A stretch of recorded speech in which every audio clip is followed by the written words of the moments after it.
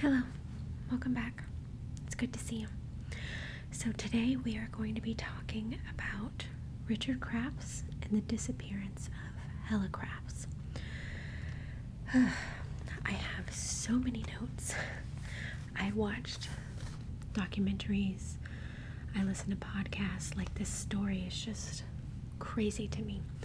And you guys liked my first true crime video, so I told a few of you that I would make another video, so I hope you enjoy it.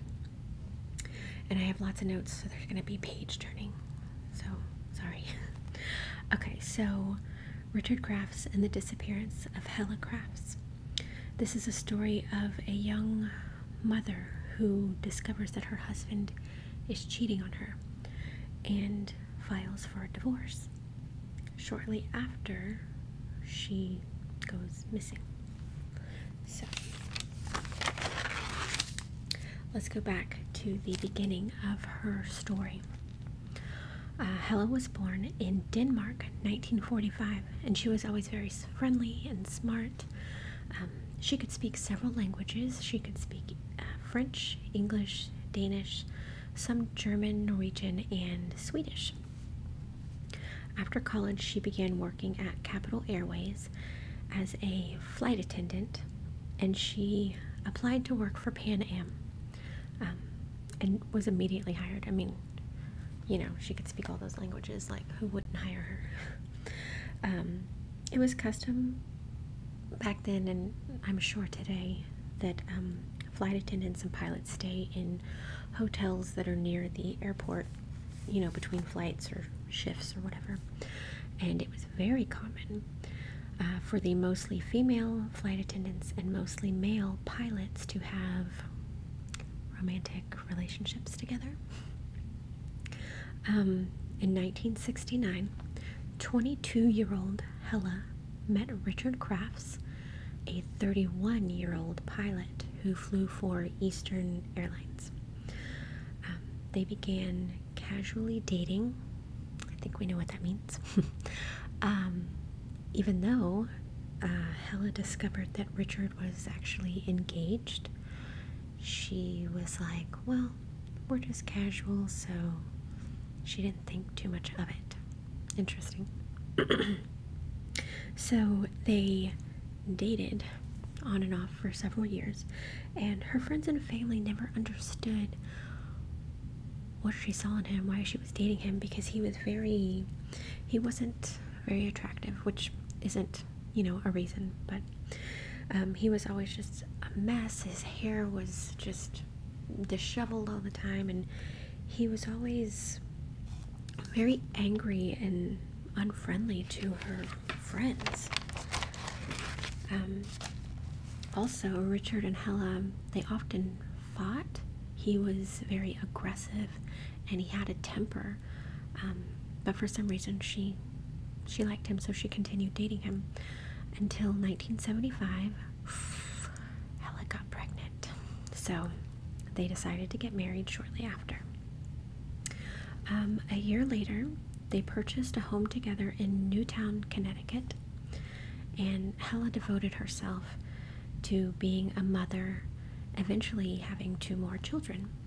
And she was very active in her children's lives, with like PTA, after school activities, that kind of thing. Richard was often away from home, flying for extended periods of time. And once the children were a little bit older, Helle returned to work as a airline attendant, and the Crafts hired a live-in nanny, fancy, to take care of the children while the parents were working. You know, I mean, I can understand that. They've got weird schedules and stuff. Richard handled all of the couple's finances, although he made very good money, and I looked it up. Airline pilots, they make a lot of money. He would spend tens of thousands of dollars on guns, landscaping equipment, and tools that were never used because he was never home. But Richard was very stingy with his money, and he made Helle pay for the household expenses out of her own money. She had to budget and to make sure that her salary would cover the children's needs, all while Richard spent whatever money he wanted on whatever he wanted. Like, that's kind of messed up. Like, they're your kids too, you know? Like, I don't understand that. One big issue Helle did have was that Richard would disappear for days at a time. And he would never tell her where he was going, so she never knew if he was working or at a gun show or just where he was. And he would just return several days later, never explaining where he had been. So obviously the relationship over years became strained. I mean, I can understand why that's Helle never told her friends too many details about her troubles, but they did notice that things became physical when she began to have bruises on her face. In 1985, Helle believed that Richard was having an affair. He had been making several calls, long-distance calls, to a woman in New Jersey. So she finally decided, this is enough, I need to talk to a divorce attorney. So in 1986, Helle met with an attorney, and the attorney, she told the attorney about the possible affair. And so the attorney told her that she should probably hire a private investigator just to be sure that, you know, confirm that it was actually true. And she suggested Keith Mayo, who was a former police officer. So she contacted Mayo, and he followed Richard Crafts for several weeks. And then he met back up with Helle and informed her that yes, she was correct. Her husband had been cheating on her. Helle was very upset. She was more upset than she was angry. So Helle told her friends that she was going to file for divorce, and then she wrote a letter to her mother in Denmark letting her know. And in the letter she stated that she didn't trust Richard anymore, and that she actually had spoken to Richard to let him know that she wanted a divorce. And then Helle filed for divorce in fall 1986. Helle later told a friend, "If anything happens to me, don't assume it was an accident." Like, what? If one of my friends said something like that to me, like, I would not feel comfortable letting my friend, you know, be alone with that person again. Ugh, like, just terrible. On November 18th, 1986, Helle had just completed a flight assignment to Germany and had a friend/co-worker drop her off at home. That evening the weather was bad and a snowstorm was coming through the area. As Helle walked up her door with her suitcase by her side, she turned back and waved goodbye. That was the last time anyone would ever see Helicrafts again. 6 a.m. the next morning, the nanny was awoken by Richard Crafts. She had had the night off and was working her second job at a restaurant, returning home around 2 a.m. that morning. Richard told the nanny that the snowstorm had knocked out the power and that he needed her help getting the kids ready. He was going to be taking them to his sister's house in Westport, which was about 30 minutes away. You know, no power meant no heat, so they couldn't stay there. It was too cold. On the way to his sister's, the nanny asked him where Helle was, and Richard said that Helle was already on her way to Westport, and when they got there, Helle wasn't there. So Richard then left. Richard didn't return until 7 p.m. the next evening to pick up the nanny and the children. The nanny asked him again where Helle was because she hadn't shown up, and Richard was just like, I don't know. The next day, Richard had a different answer when the nanny asked again about Helle. Richard said Helle had flown to Denmark to be with her sick mother. Later, when the nanny was cleaning, she went to straighten up the master bedroom and noticed a dark stain on the carpet. Then later, she noticed that pieces of the carpet had been cut out, including the area with the stain. The nanny asked Richard about it, and he told her that he had spilled kerosene on the carpet when he lit a lamp during the power outage, so he cut those pieces out. Soon, others became concerned with Helle's absence. When she didn't show up for work, which was very unlike her, one of her friends called the Crafts home to check on Helle, and Richard said she was in Denmark. Richard's story would continue to change over the next few days and weeks. He told others that Helle was visiting friends in the Canary Islands, or sometimes he just didn't know where she was. Eventually, these friends began comparing stories and realized something wasn't right, and they decided to contact her lawyer.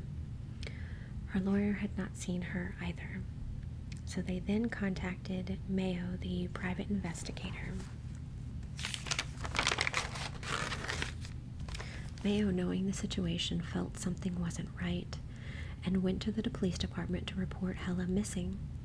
However, Richard Crafts was well known there because he had served as a part-time police officer with them a few years earlier and was currently a part-time police officer in a nearby police department. They told the private investigator he was overreacting and they could not be convinced to open an investigation into Richard's wife's disappearance. Well, Mayo couldn't let that go, and he decided to investigate it himself.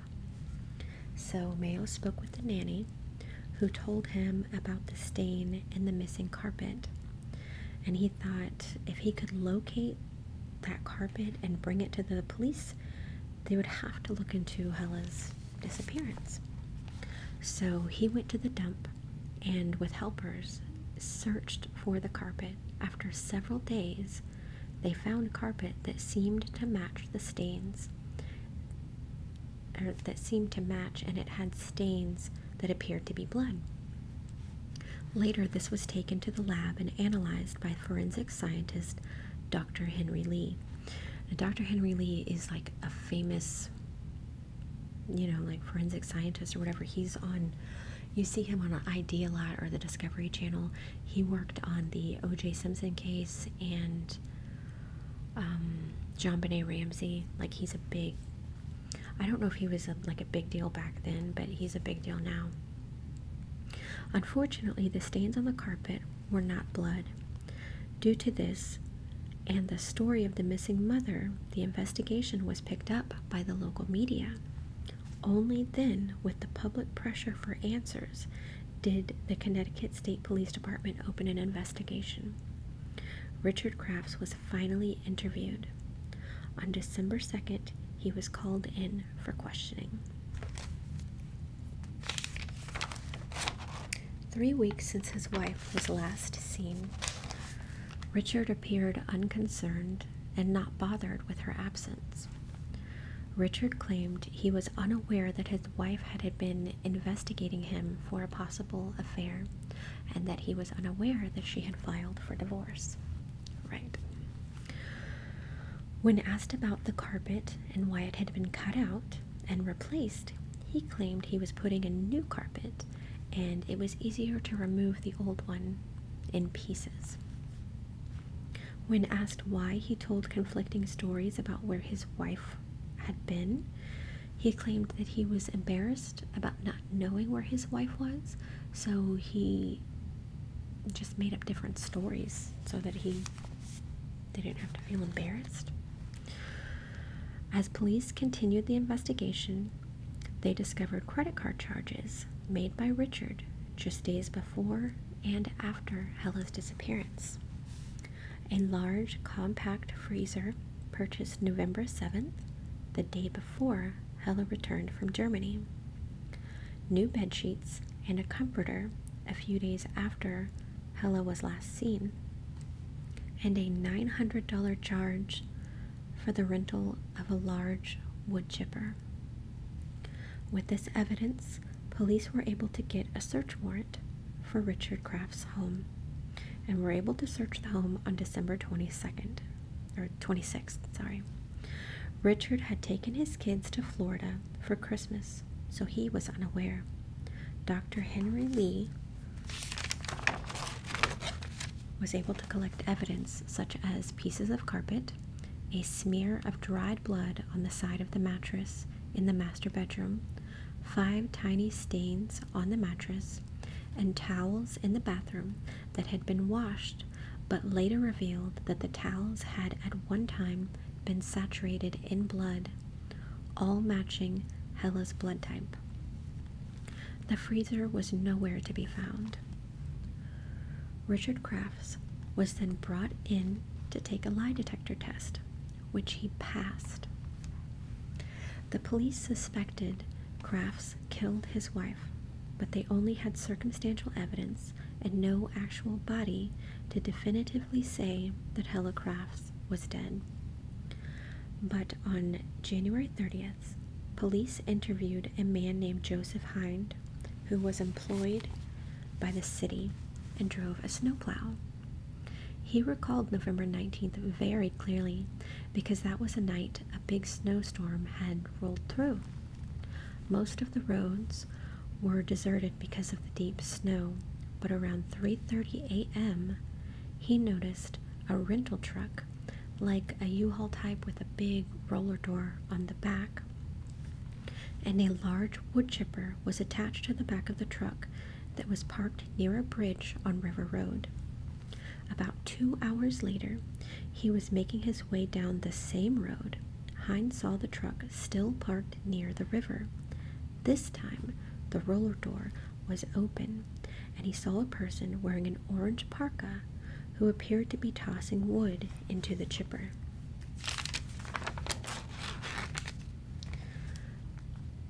The wood was being tossed out of the chipper and into the river. Hind had slowed down to see what was happening, and the individual waved at him to keep moving.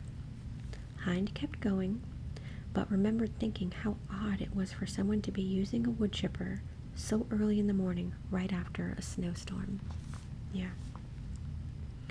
Then the police went to the area Hind said he saw the wood chipper, and they found wood chips along the bank of the river. They also found green plastic material, a partially shredded paper, and a few intact envelopes. One of the envelopes was addressed to Miss Helicrafts. The area was then closed off, and forensic teams searched the area for days. Once all the evidence was collected, it was sent to a crime lab. They found 2,660 blonde hairs, 302 human tissue samples, 300 ounces of human tissue samples, 69 slivers of human bone, a piece of human skull, a portion of a finger, a fingernail covered in pink nail polish, and 2 teeth, one with a silver crown. Dental records. Search teams also searched the river for 2 weeks and found a chainsaw near the shore, and the serial number had been filed off. Later, they found in the blades human tissue, blonde hair, and blue fibers that matched the carpet inside the Crafts' home. They were also able to recover the serial number off of the chainsaw. The serial number on the chainsaw matched the number on a chainsaw warranty card that had been mailed in by none other than Richard Crafts in January 1981. Police now had a theory of what happened to Helicrafts. On February 11th, 1987, police arrived at Crafts' home at 9 p.m. to arrest him on suspicion of murder. His home was surrounded, but the police called him on the phone to tell him to surrender to authorities. Richard's reply, "I'm tired. I'll take care of it in the morning." He then hung up the phone. Police called again, insisting he surrender. He got angry and said, "Don't call me back," and slammed the phone down. What the hell? Like, who just calls a murderer and is like, come out, like, bust the door down? But, now that I think about it, it might have been like a courtesy to him because he was a police officer. Like, hey man, we don't want to do this to our brother. Just come on out, But like, golly. They continued to call their murder suspect on the phone, trying to get him to surrender for hours. Finally, 3 hours later, Crafts agreed to come out in a few minutes. An hour later, around 1 a.m., Richard Crafts was taken into custody and held on a $750,000 bond.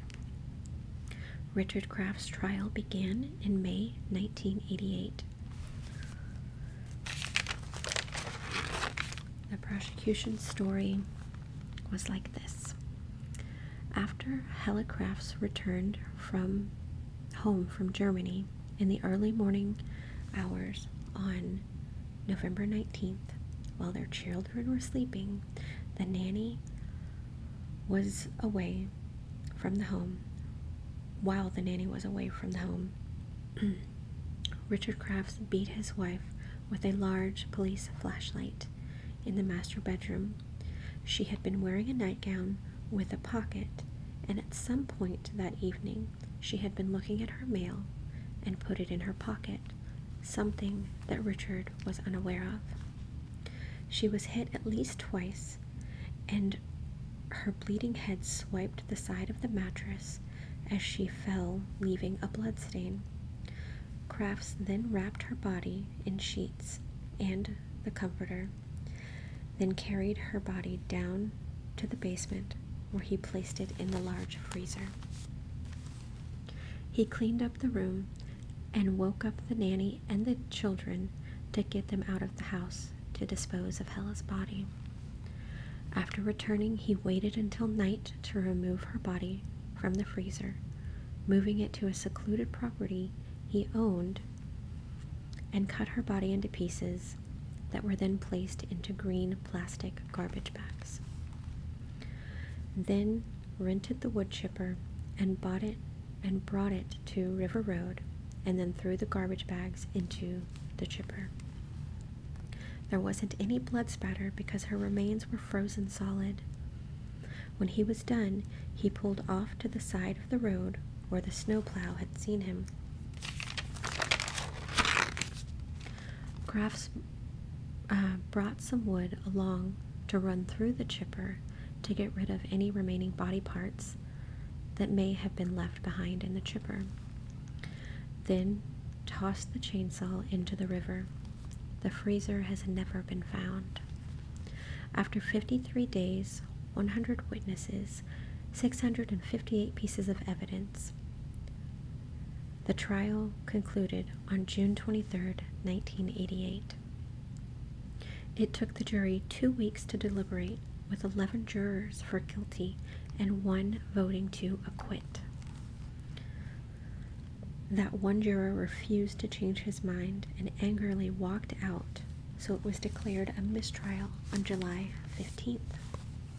Crafts was quickly retried with the same witnesses and evidence, and it lasted 2 months.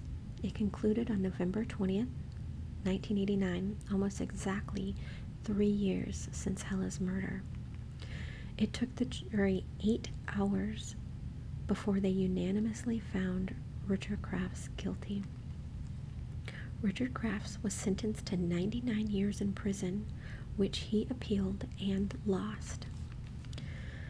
In November 2019, Richard Crafts was released from prison, serving just 32 years of his 99-year sentence due to good behavior and work detail. He was sent to a halfway house in Bridgeport, Connecticut. Just 2 months later, he was moved into a homeless shelter for veterans, also in Bridgeport. In June of 2020, he was fully released from the Department of Corrections. Today, Richard Crafts is 84 years old and continues to deny killing Helle, insisting she just disappeared. After Crafts was arrested, his sister received full custody of his children. After their mother's death, the community of Newtown raised money for Helle's 3 children, raising over $200,000 for their immediate needs and future education. After custody was awarded to their aunt, Richard Crafts' pension from Eastern Airlines was then awarded to his children.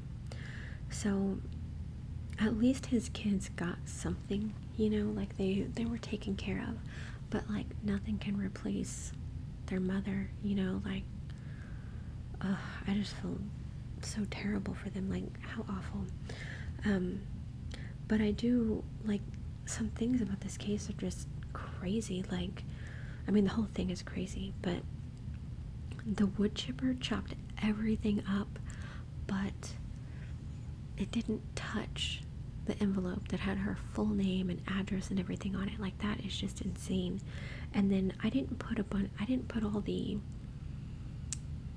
you know, like forensic stuff in there because science, I don't get it. But they the fingernail with the polish, they did some like testing on it or whatever, and they were able to match the nail polish on that fingernail to the nail polish that was on her bedside table. Like, just crazy. And also, where is the freezer? Like, it exists somewhere, you know what I mean? Where did that freezer go? I don't know.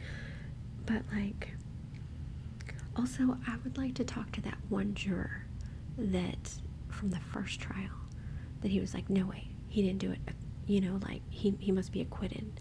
Like, what? After all the evidence and stuff that they found, and like,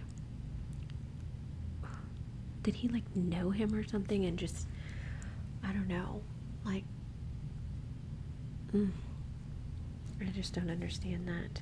I have questions for that juror. But also, like, you know, he still claims that he's innocent and stuff. Like, how are you innocent? What's your alibi? They never mentioned anything in any of the articles that I read or podcasts or documentaries. Never. He never said his alibi. Like, if you didn't do it, then tell, where were you? What did you do? Why weren't you so upset? You know? Like, anyway. So, yeah, very interesting story. I hope you enjoyed that. I don't know. But thank you so much for watching, and I will see you soon.